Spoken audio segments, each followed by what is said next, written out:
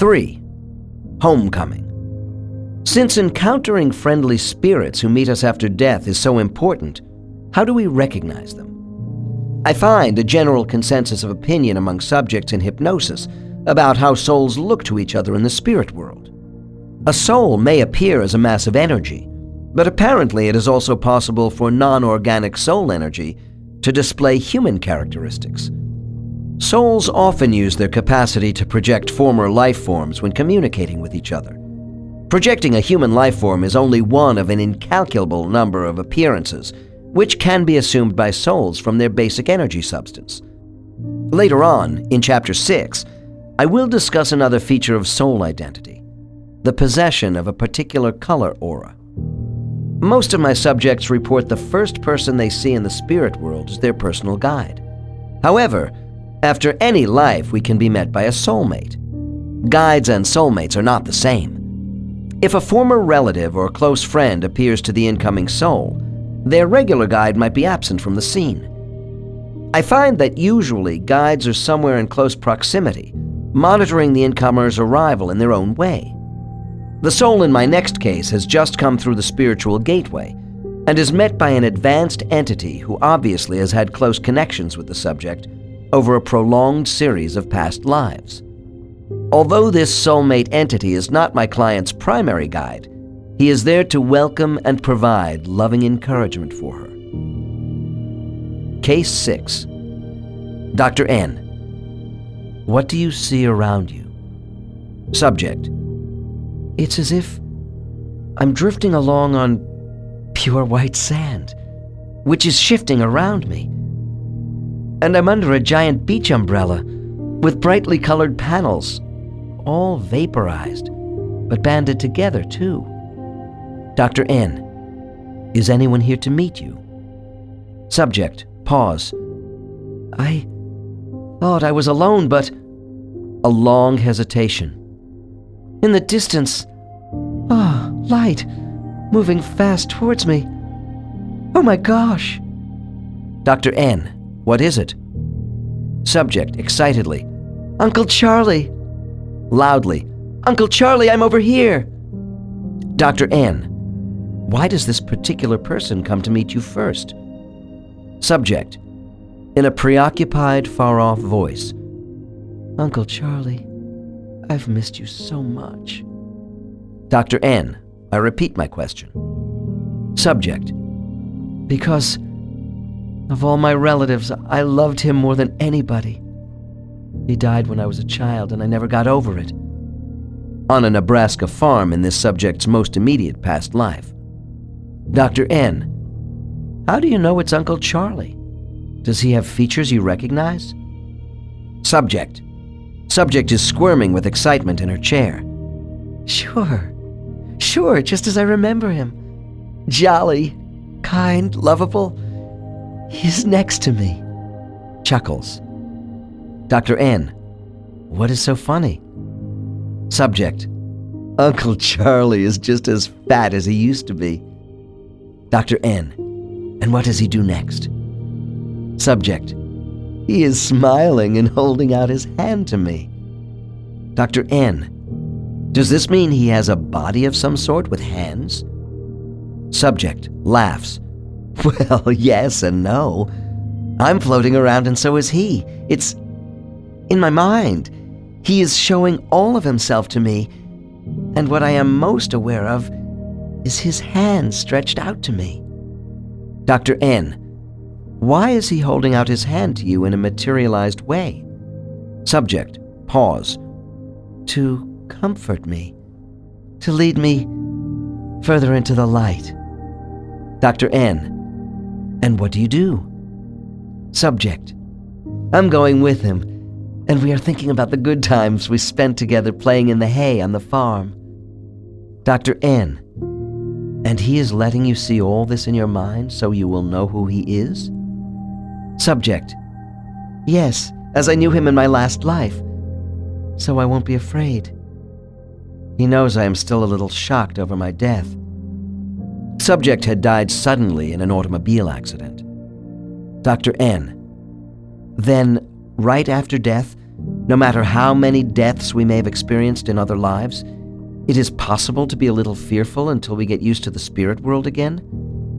Subject: It's not really fear, that's wrong. More like I'm apprehensive, maybe. It varies for me each time. The car crash caught me unprepared. I'm still a little mixed up. Dr. N: All right, let's go forward a bit more. What is Uncle Charlie doing now? Subject: He is taking me to the place I should go. Dr. N: On the count of 3, let's go there. 1, 2, 3. Tell me what is happening. Subject: Long pause. There are other people around, and they look friendly. As I approach, they seem to want me to join them. Dr. N: Continue to move towards them. Do you get the impression they might be waiting for you? Subject: Recognition. Yes. In fact, I realize I have been with them before. Pause. No, don't go. Dr. N: What's happening now? Subject, very upset. Uncle Charlie is leaving me. Why is he going away? Dr. N: I stop the dialogue to use standard calming techniques in these circumstances, and then we continue. Look deeply with your inner mind. You must realize why Uncle Charlie is leaving you at this point. Subject, more relaxed but with regret. Yes, he stays in a different place than I do. He just came to meet me, to bring me here. Dr. N: I think I understand. Uncle Charlie's job was to be the first person to meet you after your death and see you were okay. I'd like to know if you feel better now and more at home. Subject: Yes, I do. That's why Uncle Charlie has left me with the others. A curious phenomenon about the spirit world is that important people in our lives are always able to greet us, even though they may already be living another life in a new body. This will be explained in Chapter 6. In Chapter 10, I will examine the ability of souls to divide their essence so they can be in more than one body at a time on Earth. Usually at this juncture in a soul's passage, the carry-on luggage of Earth's physical and mental burdens are diminishing for 2 reasons. First, the evidence of a carefully directed order and harmony in the spirit world has brought back the remembrance of what we left behind before we chose life in physical form. Secondly, there is the overwhelming impact of seeing people we thought we would never meet again after they died on Earth. Here is another example. Case 7. Dr. N: Now that you have had the chance to adjust to your surroundings in the spirit world, tell me what effect this place has on you. Subject: It's so warm and comforting. I'm relieved to be away from Earth. I just want to stay here always. There's no tension or worries, only a sense of well-being. I'm just floating. How beautiful. Dr. N: As you continue to float along, what is your next major impression as you pass the spiritual gateway? Subject, pause. Familiarity. Dr. N: What is familiar? Subject, after some hesitation. People. Friends are here, I think. Dr. N: Do you see these people as familiar people on Earth? Subject: I have a sensation of their presence. People I knew. Dr. N: All right, keep moving along. What do you see next? Subject: Lights, soft, kind of cloudy-like. Dr. N: As you are moving, does this light continue to look the same? Subject: No, they are growing. Blobs of energy. And I know they are people. Dr. N: Are you moving toward them or are they coming toward you? Subject: We are drifting toward each other. But I am going slower than they are because I'm uncertain what to do. Dr. N. Just relax and continue floating while reporting back to me everything you see. Subject. Pause. Now I'm seeing half-formed human shapes. From the waist up only. Their outlines are transparent too. I can see through them. Dr. N. Do you see any sort of features to these shapes? Subject. Anxiously. Eyes. Dr. N. You see just eyes? Subject. There is only a trace of a mouth. It's nothing. Alarmed. The eyes are all around me now, coming closer. Dr. N. Does each entity have 2 eyes? Subject. That's right. Dr. N. Do these eyes have the appearance of human eyes with an iris and pupil? Subject. No. Different. They are larger. Black orbs radiating light towards me. Thought. Then with a relieved sigh. Oh. Dr. N. Go on. Subject. I'm starting to recognize them. They are sending images into my mind. Thoughts about themselves, and the shapes are changing into people. Dr. N. People with physical human features? Subject. Yes. Oh, look, it's him. Dr. N. What do you see? Subject. Begins to laugh and cry at the same time. I think yes, it's Larry. He is in front of everybody else. He is the first one I really see. Larry! Dr. N. After giving my subject a chance to recover a little, the sole entity of Larry is in front of an assortment of people you know? Subject. Yes. Now I know the ones I want to see the most are in front. Some of my other friends are in the back. Dr. N. Can you see them all clearly? Subject. No, the ones in back are hazy, far off. But I have the sensation of their presence. Larry is in front, coming up to me.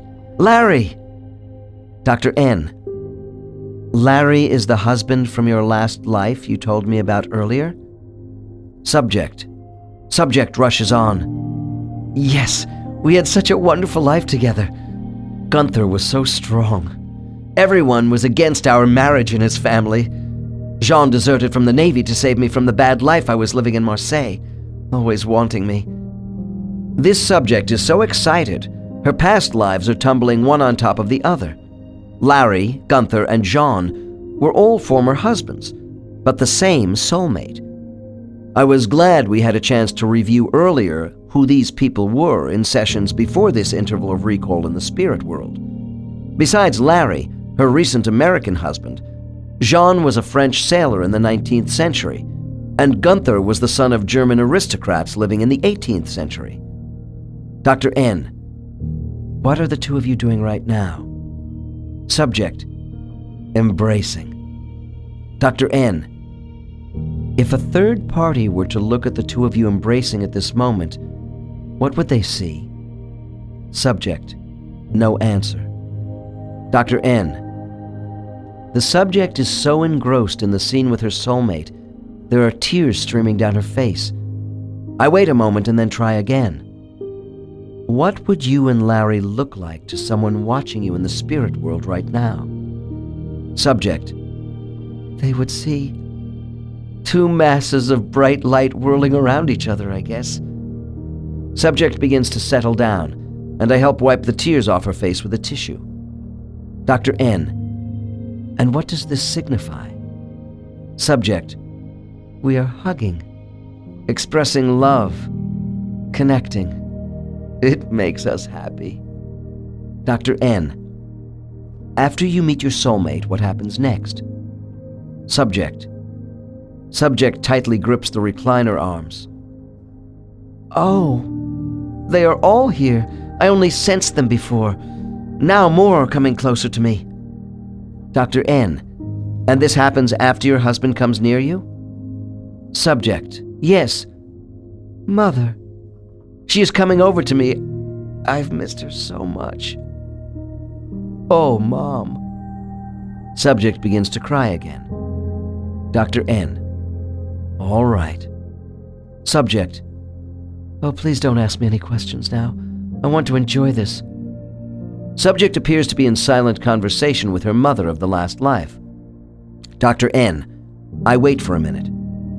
Now, I know you are enjoying this meeting, but I need you to help me know what is going on. Subject, in a faraway voice. We are just holding each other. It's so good to be with her again. Dr. N. How do you manage to hold each other with no bodies? Subject, with a sigh of exasperation at me. We envelop each other in light, of course. Dr. N. Tell me what that is like for spirits. Subject. Like being wrapped in a bright, light blanket of love. Dr. N. I see, then. Subject. Subject interrupts with a high-pitched laugh of recognition. Tim! It's my brother. He died so young. A drowning accident at age 14 in her last life. It's so wonderful to see him here. Subject waves her arm. And there is my best girlfriend, Wilma, from next door. We are laughing together over boys like we did while sitting up in her attic. Dr. N. After Subject mentions her aunt and a couple of other friends, what do you think determines the sequence of how all these people come here to greet you? Subject. Pause. Why, how much we all mean to each other. What else? Dr. N. And with some you have lived many lives, while with others perhaps only one or two? Subject. Yes. I have been with my husband the most. Dr. N. Do you see your guide around anywhere? Subject. He is here. I see him floating off to the side. He knows some of my friends, too. Dr. N. Why do you call your guide a him? Subject. We all show what we want of ourselves. He always relates to me with a masculine nature. It's right and very natural. Dr. N. And does he watch over you in all your lives? Subject. Sure. And after death, too. Here. And he is always my protector. Our reception committee is planned in advance for us as we enter the spirit world. This case demonstrates how uplifting familiar faces can be to the incoming younger soul. I find there are a different number of entities waiting in greeting parties after each life. Although the meeting format varies, depending on a soul's special needs, I have learned there is nothing haphazard about our spiritual associates, knowing exactly when we are due and where to meet us upon our arrival in the spirit world. Frequently, an entity who is significant to us will be waiting a little in front of the others who want to be on hand as we come through the gateway. The size of welcoming parties not only changes for everyone after each life, but is drastically reduced to almost nothing for more advanced souls, where spiritual comfort becomes less necessary. Case 9 at the end of this chapter is an example of this type of spiritual passage. Cases 6 and 7 both represent one of the 3 ways newly arrived souls are received back into the spirit world. These 2 souls were met shortly after death by a principal entity, followed by others of decreasing influence. Case 7 recognized people more quickly than Case 6. When we meet such spirits in a gathering right after our death, we find they have been spouses, parents, grandparents, siblings, uncles, aunts, cousins, and dear friends in our past lives. I have witnessed some gut-wrenching emotional scenes with my clients at this stage of their passage. The emotional meetings which take place between souls at this interval in a spiritual passage are only a prelude to our eventual placement within a specific group of entities at our own maturity level. These meetings provide another emotional high for a subject in superconscious recall. Spiritual organizational arrangements involving how groups form and are cross-matched with other entities will be described in subsequent chapters. For the present, it is important we understand welcoming entities may not be part of our own particular learning group in the spirit world, This is because all the people who are close to us in our lives are not on the same developmental level. Simply because they choose to meet us right after death out of love and kindness does not mean they will be part of our spiritual learning group when we arrive at the final destination of this journey. For instance, in case 6, Uncle Charlie was clearly a more advanced soul than my subject, and may even have been serving in the capacity of a spiritual guide. It was evident to me that one of the primary tasks of Uncle Charlie's soul was to help case 6 as a child in the life just ended, and his responsibility continued right after my subject's death. With case 7, the important first contact was Larry, a true soulmate on the same level as this subject. Notice also in case 7 that my subject's spiritual guide was not conspicuous among her former relatives and friends. However, as the scene unfolded, there were indications of a spiritual guide orchestrating the whole meeting process while remaining in the background. I see this in many cases. The second manner in which we are met right after death involves a quiet, meaningful encounter with one's spiritual guide, where no one else is revealed in the immediate vicinity, as in case 5. Case 8 further illustrates this sort of meeting. What type of after-death meeting we do experience appears to involve the particular style of our spiritual guide, along with requisites of our individual character. I find the duration of this first meeting with our guides does vary after each life, depending upon the circumstances of that life. Case 8 shows the very close relationships people have with their spiritual guides. Many guides have strange-sounding names, while others are rather conventional. I find it interesting that the old-fashioned religious term of having a guardian angel is now used metaphysically to denote an empathetic spirit. To be honest, this is a term I once denigrated as being foolishly loaded with wishful thinking and representing an outdated mythology at odds with the modern world. I don't have that belief anymore about guardian angels. I am repeatedly told that the soul itself is androgynous, and yet in the same breath, clients declare sex is not an unimportant factor. I have learned all souls can and do assume male and female mental impressions toward other entities as a form of identity preference. Cases 6 and 7 show the importance of the newly arrived soul in seeing familiar faces identified by gender. This is also true of the next case. Another reason why I selected case 8 is to indicate how and why souls choose to visually appear in human form to others in the spirit world. Case 8. Dr. N. You have just started to actually leave the Earth's astral plane now, and are moving further and further into the spirit world. I want you to tell me what you feel. Subject. The silence, so peaceful.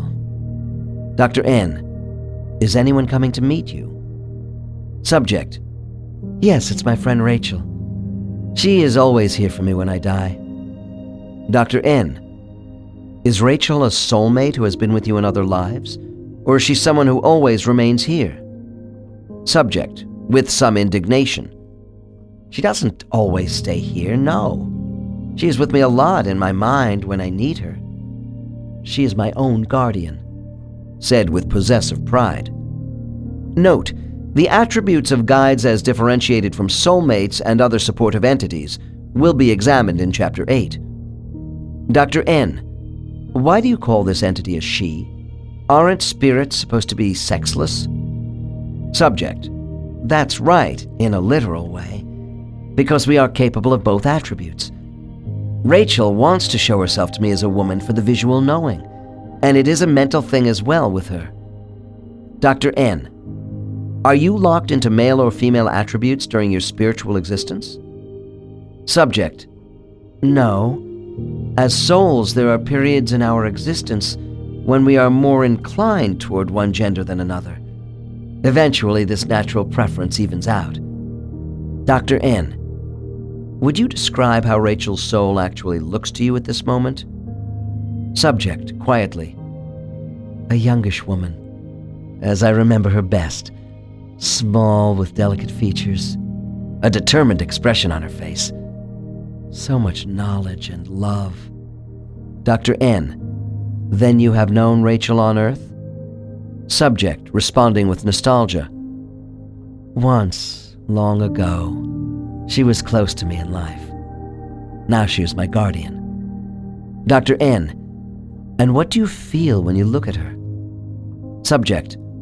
A calmness, tranquility, love. Dr. N. Do you and Rachel actually look at each other with eyes in a human way? Subject hesitates. Sort of, but different. You see the mind behind what we take to be eyes, because that is what we relate to on Earth. Of course, we can do the same thing as humans on Earth, too. Dr. N. What can you do on Earth with your eyes that can also be done in the spirit world? Subject. When you look into a certain person's eyes on the ground, even people you have just met, and see a light you have known before, well, that tells you something about them.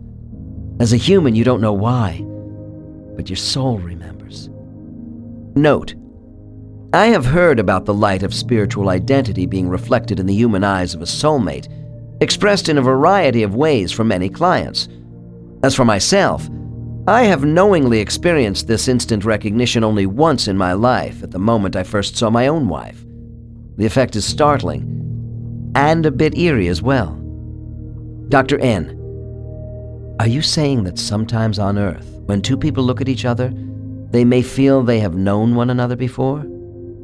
Subject. Yes, it's déjà vu. Dr. N. Let's go back to Rachel in the spirit world. If your guardian did not project an image of herself in human form to you, would you have known her anyway? Subject. Well, naturally, we can always identify each other by the mind, but it's nicer this way. I know it sounds crazy, but it's a social thing. Seeing a familiar face puts you at ease. Dr. N. Seeing human features of people you knew in past lives is a good thing then? Particularly in the readjustment period right after leaving Earth? Subject. Yeah, otherwise you feel a little lost at first. Lonesome. And maybe confused too. Seeing people as they were helps me get used to things here faster when I first come back. And seeing Rachel is always a big boost. Dr. N. Does Rachel present herself to you in human form right after each death on Earth, as a way of getting you readjusted to the spirit world? Subject, eagerly. Oh, yes, she does. And she gives me security. I feel better when I see others I have known before, too. Dr. N. And do you speak to these people? Subject. No one speaks. We communicate by the mind. Dr. N. Telepathically? Subject. Yes.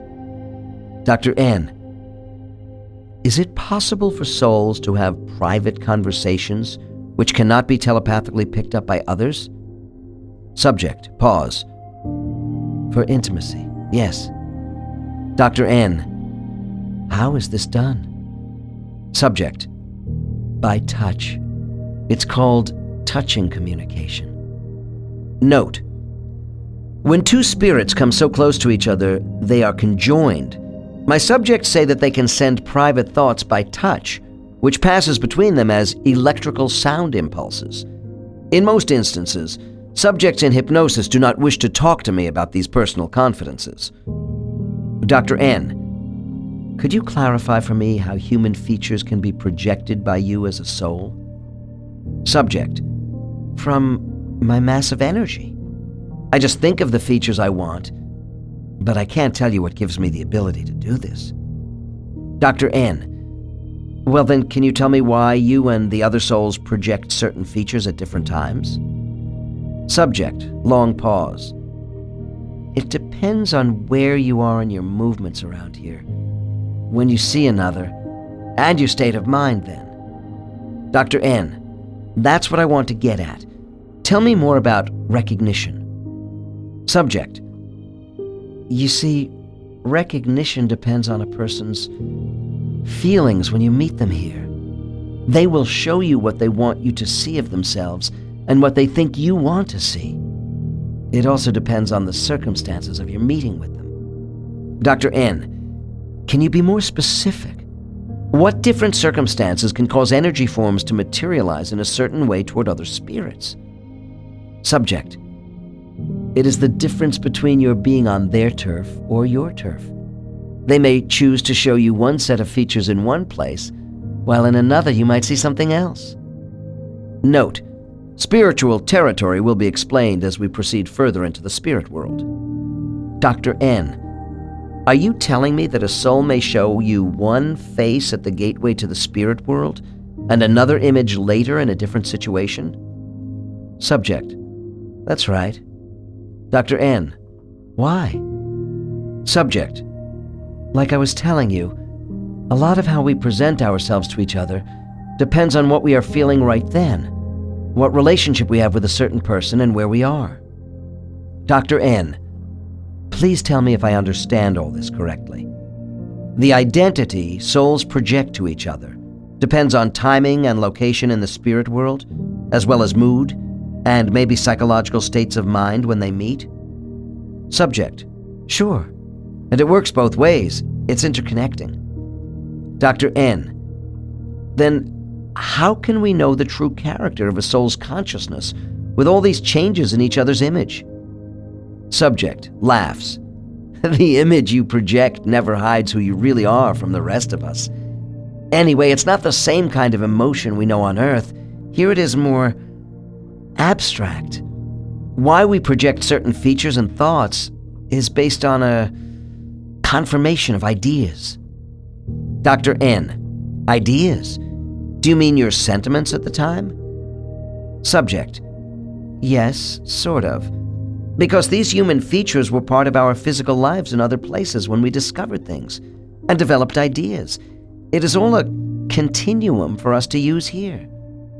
Dr. N: well, if in each of our past lives we have a different face, which one do we assume between lives? Subject: we mix it up. You assume those features which the person you see will most recognize as you, depending on what you want to communicate. Dr. N: what about communication without projecting features? Subject: sure, we do that. It's normal. But I mentally associate with people more quickly with features. Dr. N: do you favor projecting a certain set of facial features? Subject: I like the face with the mustache, having a rock-hard jaw. Dr. N: you mean when you were Jeff Tanner, the cowpuncher from Texas in the life we discussed earlier? Subject laughs. That's it. And I have had faces like Jeff's in other lives too. Dr. N: but why Jeff? Was it just because he was you in your last life?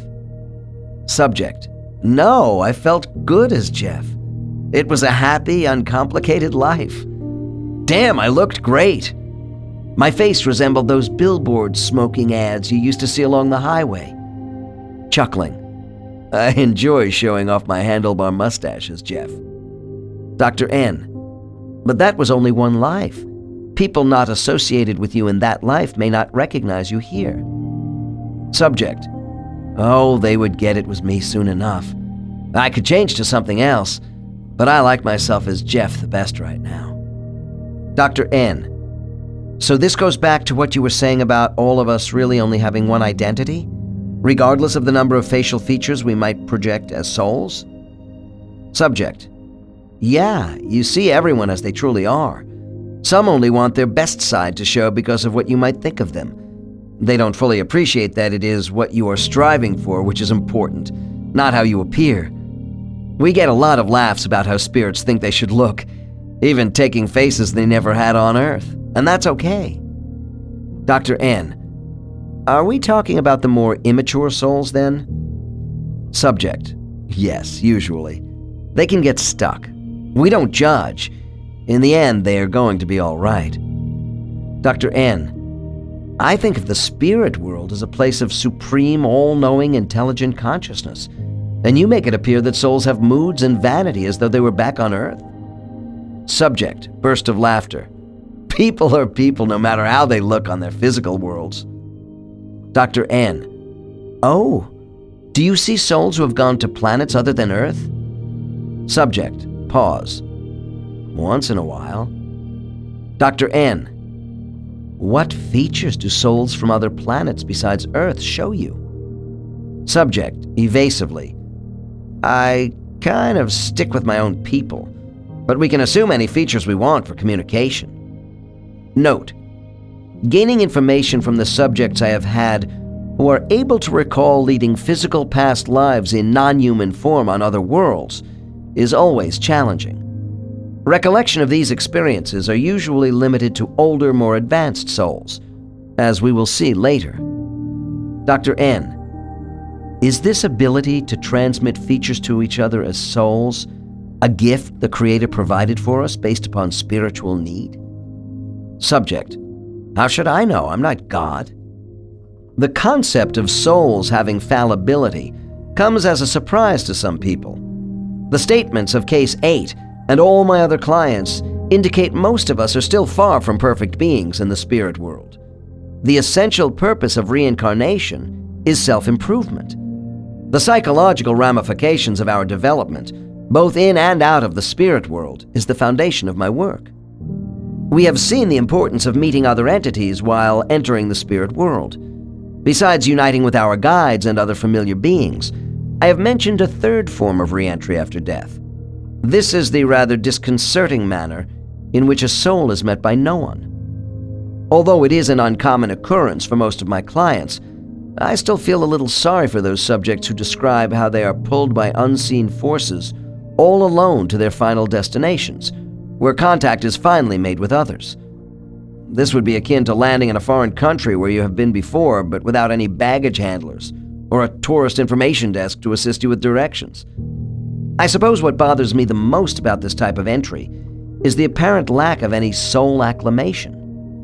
My own conceptions of what it must be like to be alone at the spiritual gateway and beyond is not shared by those souls who utilize the option of going solo. Actually, people in this category are experienced travelers. As older, mature souls, they seem to require no initial support system. They know right where they are going after death. I suspect the process is accelerated for them as well, because they manage to more rapidly wind up where they belong than those who stop to meet others. Case 9 is a client who has had a great number of lives, spanning thousands of years. About 8 lives before his current one, people finally stopped meeting him at the spiritual gate. Case 9. Dr. N. What happens to you at the moment of death? Subject. I feel a great sense of release and I move out fast. Dr. N. How would you characterize your departure from Earth into the spirit world? Subject. I shoot up like a column of light and I'm on my way. Dr. N. Has it always been this fast for you? Subject. No, only after my last series of lives. Dr. N. Why? Subject. I know the way. I don't need to see anybody. I'm in a hurry. Dr. N. And it doesn't bother you that you are not met by anyone? Subject laughs. There was a time when it was good, but I don't require that sort of thing anymore. Dr. N. Whose decision was it to allow you to enter the spirit world without assistance? Subject, pause, and then with a shrug. It was a mutual decision between my teacher and me, when I knew I could handle things by myself. Dr. N. And you don't feel rather lost or lonely right now? Subject, are you kidding? I don't need my hand held anymore. I know where I'm going and I'm anxious to get there. I'm being pulled along by a magnet and I just enjoy the ride. Dr. N. Explain to me how this pulling process works, which will take you to your destination. Subject, I am riding on a wave, a beam of light. Dr. N. Is this beam electromagnetic or what? Subject, well, it's similar to the bands of a radio with someone tuning the dial and finding the right frequency for me. Dr. N. Are you saying you are being guided by an invisible force without much voluntary control, and that you can't speed things up as you did right after death? Subject, yes, I must go with the wave bands of light. The waves have direction and I'm flowing with it. It's easy, they do it all for you. Dr. N. Who does it for you? Subject. The ones in control? I don't really know. Dr. N, then you are not in control. You don't have the responsibility of finding your own destination. Subject, pause. My mind is in tune with the movement. I flow with the resonance. Dr. N, resonance? You hear sounds? Subject, yes, the wave beam vibrates. I am locked into this, too. Dr. N, let's go back to your statement about the radio. Is your spiritual travel influenced by vibrational frequencies such as high, medium, and low resonance quality? Subject, laughing. That's not bad. Yes, and I'm on a line like a homing beacon of sound and light, and it's part of my own tonal pattern, my frequency. Dr. N, I'm not sure I understand how light and vibration combine to set up directional bands. Subject, think of a monster tuning fork inside a flashing strobe light. Dr. N, oh, then there is energy here? Subject, we have energy within an energy field. So it isn't just the lines we travel on. We generate energy ourselves. We can use these forces depending on our experience. Dr. N, then your maturity level does give you some element of control in the rate and direction of travel. Subject, yes, but not right here. Later, when I'm settled, I can move around much more on my own. Now I'm being pulled and I'm supposed to go with it. Dr. N, okay, stay with this and describe to me what happens next. Subject, short pause. I'm moving alone, being homed into my proper space, going where I belong.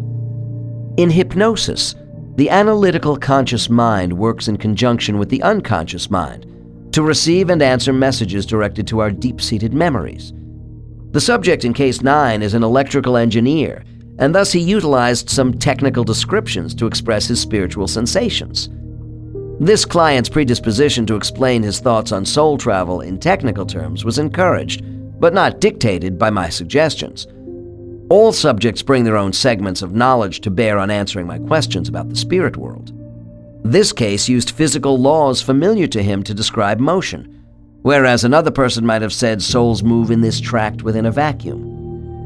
Before continuing with the passage of souls into the spirit world, I want to discuss those entities who either have not made it this far after physical death or will be diverted from the normal travel route.